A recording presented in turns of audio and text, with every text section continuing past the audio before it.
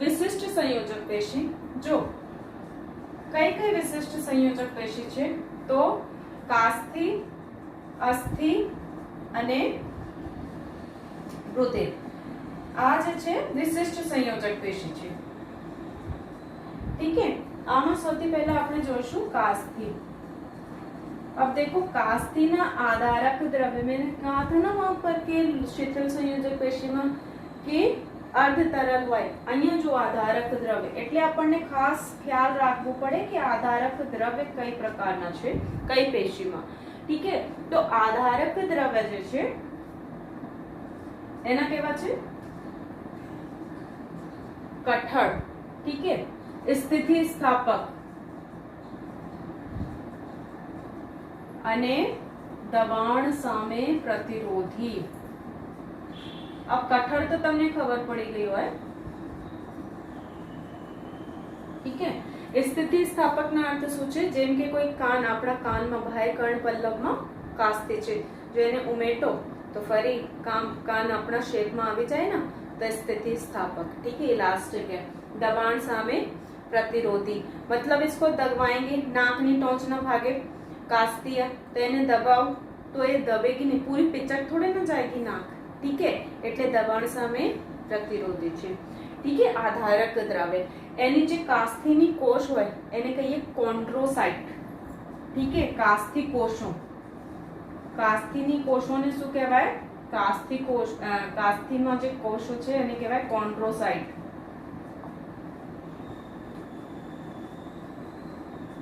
ठीक है, कास्थी कोषों जे छे एक गुहाમાં બંધ હોય એને કહીએ લેક્યુની। ठीक है,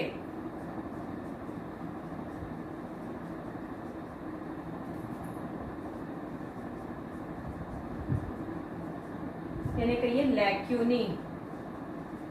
એના ડાયાગ્રામ भी बना के दिखाऊंगी आपको।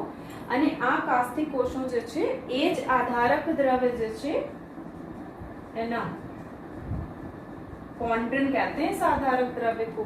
ठीक है, तो ये कॉन्ड्रिन जे छे कोना द्वारा स्रावित थाय छे कास्थी कोषों द्वारा। ठीक है, एनो द्वारा रिलीज थाय छे। तो एनी फरते देखो एना एक मान लो कि आ एक कास्थी कोष छे। ठीक है,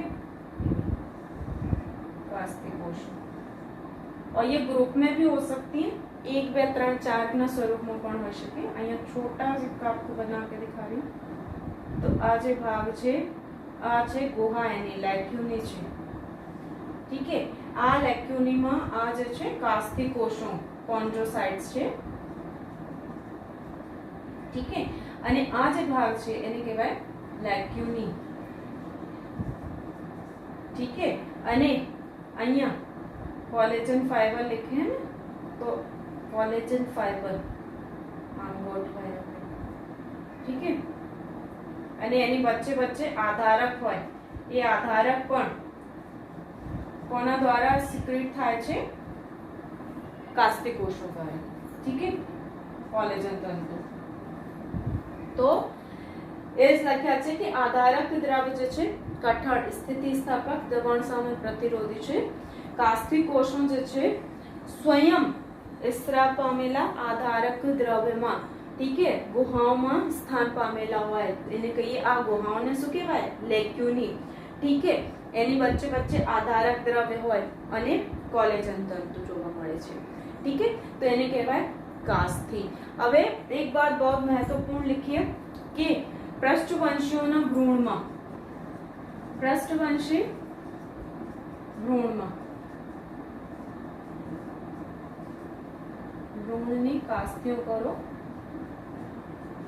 મોટા ભાગની કાસ્તી બધી નહીં મોટા ભાગની કાસ્તીઓ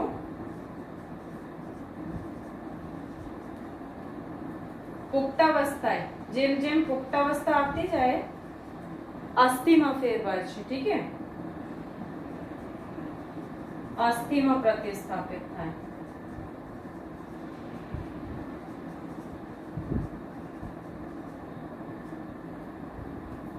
ठीक है, कई कई जगह अपन देखो जोवा मळे। पहला बता दिया आपको नाकना टोंचना भागे।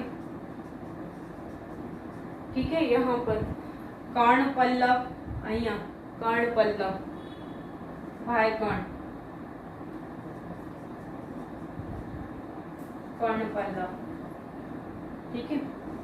કરોડ સ્તંભની પાસેની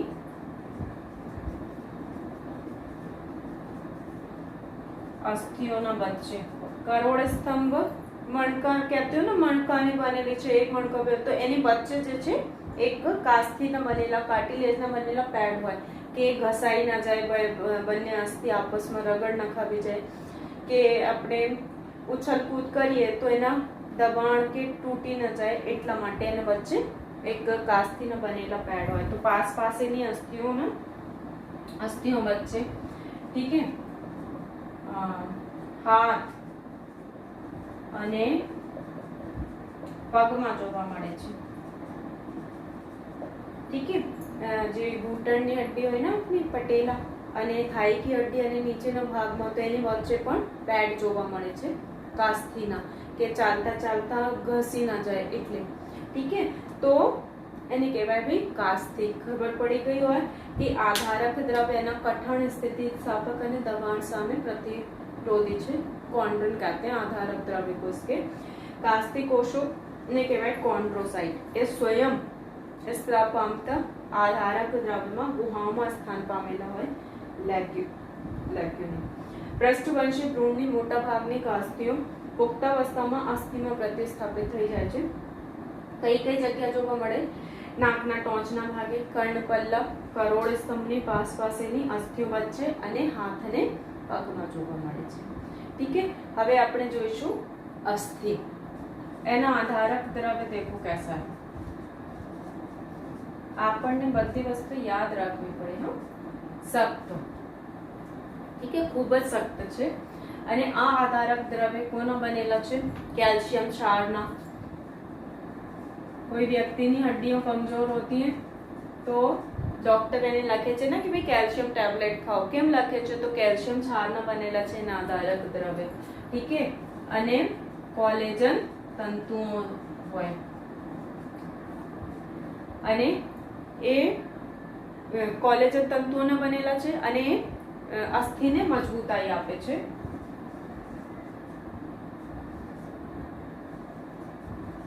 ઠીક है। આટલી મજબૂત હોય, જો તમે એને ફોલ્ડ કરો, એને વણવાનો પ્રયાસ કરો તો એ વણી શકે નહીં, ઠીક है, તૂટી જાય છે। આટલા એના આધારક દ્રવ્ય જે છે સખત હોય, ઠીક है।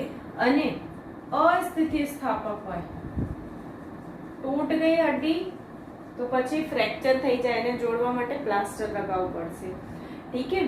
तो आधारक द्रव्य सख्त अस्थिति स्थापक છે, કેલ્શિયમ ક્ષાર और કોલેજન તંતુઓથી સમૃદ્ધ છે, જેને મજબૂતાઈ આપે છે હડ્ડીને, અસ્થિને, ઠીક है। હવે આ જે અસ્થિ છે વિશિષ્ટ પ્રકારની પેશી છે, શરીરના રચનાત્મક માળખું બનાવે, કંકાલ કહેવાય ને એને, તો એવી વિશિષ્ટ પેશી છે, રચનાત્મક માળખું, ठीक है। मतलब कई प्राणीના શરીર જે કેવા રચના હશે એ इसका માળખા તૈયાર કરતી है। જેમ કે બીજા જાનવરોમાં એના માળખા પણ અસ્થિ દ્વારા તૈયાર હોય છે, ઠીક है। તો રચનાત્મક માળખું બનાવે, ઠીક है। શરીરની કોમલ પેશી,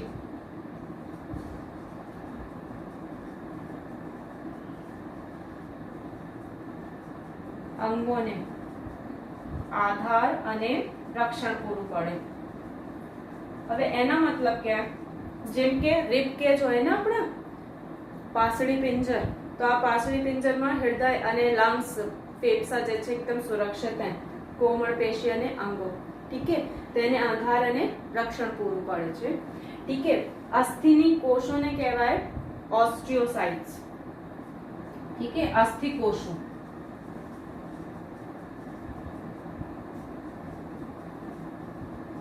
ऑस्टियोसाइट्स। साइट्स का मतलब ये बच्चों, साइट वर्ड कोई पण जगह હોય તો એનો અર્થ છે કોષ, ઠીક है। તો ઓસ્ટિયોસાઇટ એને કહેવાય। આ પણ આ કોષોના સ્થાનમાં આવેલા અવકાશમાં હોય એસ લખ્યા છે ને, તો એના અર્થ શું છે? એ પણ લેક્યુનીમાં હોય, ઠીક है। અસ્થિ કોષો કોષ સ્થાનોના અવકાશમાં આવેલા હોય એને પણ લેક્યુલી કહેવાય. જેમ કે આપણને કાર્ટિલેજમાં પડાતા ને કે લેક્યુનીમાં સ્થિત હોય ગર્ત જેવી ગુહાઓમાં, તો એને લેક્યુની કહેતા હતા. એવી રીતે એ પણ લેક્યુનીમાં સ્થિત હોય ઓસ્ટિયોસાઇટ. તો કોષ સ્થાનોના અવકાશમાં આવેલા હોય શું? अस्थि कोश में. ठीक है, देखो यानी संरचना आपको बताती हूँ. पहला लखी लो. देखो अच्छा पहला यानी एक संरचना बनाओ कि अस्थि कोश હોય કેવી. एक ऑस्टियोसाइट है. ठीक है, અને આ જે ઓસ્ટિયોસાઇટ છે આમાં તમે જોઈ શકો કે छोटे छोटे એવા હોય और बड़ा बना लो. એને કહેવાય પ્રોટોપ્લાઝમિક પ્રવર્ત. ठीक है, एक कोश છે तो એવી बहुत सारी कोश होंगी. ठीक है, આ છે એના कोश केंद्र. ठीक है, અને આ છે આ સંપૂર્ણ ભાગ પ્રોટોપ્લાઝમિક પ્રવર્ત. ठीक है, હવે એની આજુબાજુના एक अवकाश है ना, तो आ भाग ने कहवाय लैक्यूनी और ये गुहा. ठीक है, अवकाश लैक्यूनी હોય. ठीक है, તમારા જે ચોપડીમાં બની છે ને એક એના સ્ટ્રક્ચર देखो એવા બનેલા છે ને. આને કેનાલ સિસ્ટમ છે આમાં જે બધી કોષો એક સાથે કેવી રીતે જોડાયેલી છે. તો અહીંયા તમે જોઈ શકો ऐसा कुछ सिस्टम बना हुआ है. ठीक है, અહીંયા ક્રોસ જેવા સ્ટ્રક્ચર છે. તો આ ક્રોસ નથી, આ જે પ્રવર્ત નીકળ્યા છે ને એ છે. ठीक है,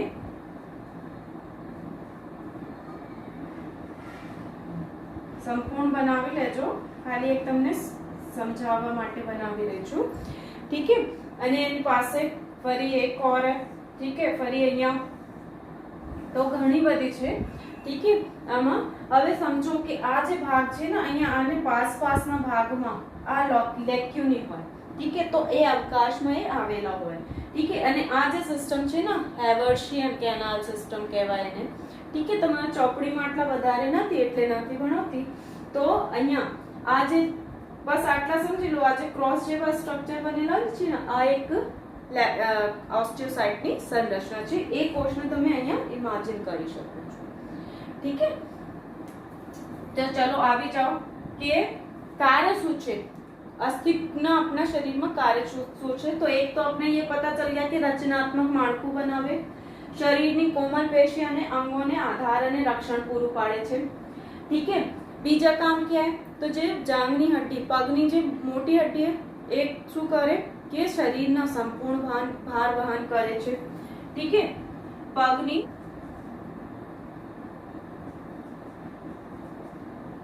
પગની અસ્થિ જેવા લાંબા અસ્થિઓ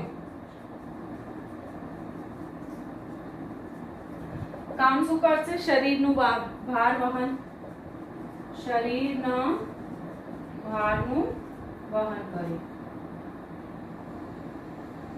ठीक है, संपूर्ण शरीरનો ભાર એની ઉપર હોય પગની અસ્થિ ઉપર. ठीक है, બીજી વાત કે અસ્થિ જે છે કંકાલ સ્નાયુ સાથે જોડાઈને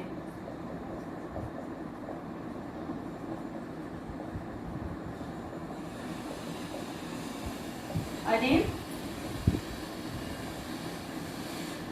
કઈ ક્રિયામાં તો હલન ચલનમાં મદદ કરે. ठीक है, आप समझो. અને આ મને ક્વેશ્ચન જે છે અહીંયા આવેલા છે. હવે થોડીક વાર પહેલા પાછળ આપણને સમજાઈ ગયા છે અસ્થિ અને કંકાલ સ્નાયુ સાથે જોડાઈ કઈ ભાગ દ્વારા જોડાયેલા છે આ સમજાઈ ગયા. અસ્થિ અને કંકાલ સ્નાયુ એકબીજા સાથે કઈ પેશી દ્વારા જોડાયેલા છે આ મને કમેન્ટમાં લખજો. અભી बिल्कुल हमने पढ़ा है. ठीक है, तो अस्थि कंकाल स्नायु સાથે જોડાઈ હલન ચલનમાં મદદ કરે. અને બીજી વાત, अब ये बात बड़ी મહત્વની છે કે અસ્થિના જે લાંબી અસ્થિ હોય ને એના બીચના ભાગમાં બોન મેરો હોય, અસ્થિ મज्जा. देखो कैसे दिखती है. मानी लो कि लांबा अस्थि હોય ને એક ખૂબ લાંબા અસ્થિ ठीक है। तो एनो जे मध्यस्थ स्थान छे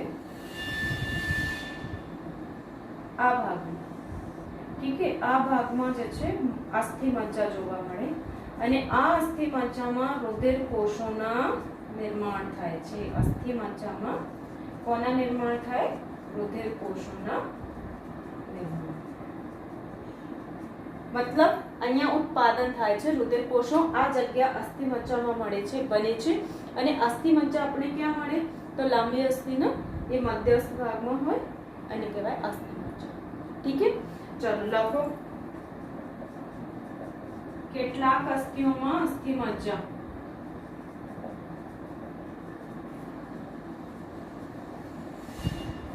ठीक है, રુધિર કોષોનું ઉત્પાદન કરે છે, मतलब અહીંયા રુધિર કોષો બને છે,